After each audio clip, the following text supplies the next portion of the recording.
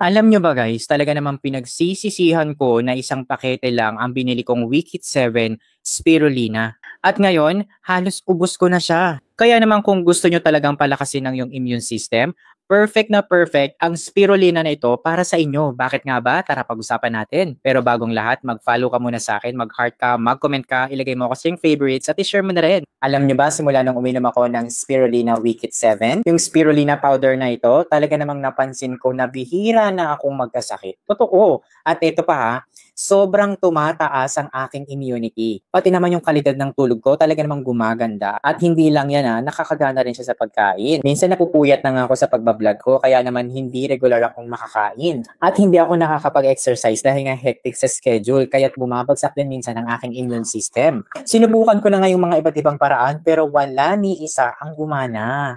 Hanggang sa madiskubre ko ang spirulina powder na ito ng Wicked 7. Kaya naman talaga namang nasolusyonan nito ang aking problema. Ang pangunahing sangkap nga nito ay ang spirulina at ang algal polysaccharides. At ang psychocyanin ng spirulina ay tumutulong mag-promote ng paglago ng immune organs at nagpapalakas ng ating immunity. Kaya naman ang espesyal na green apple extract na dinadagdag pa nito ay tiyak na magugustuhan mo. Ayan, pwede mo rin siyang lagyan ng yelo. Tara, inumin na natin.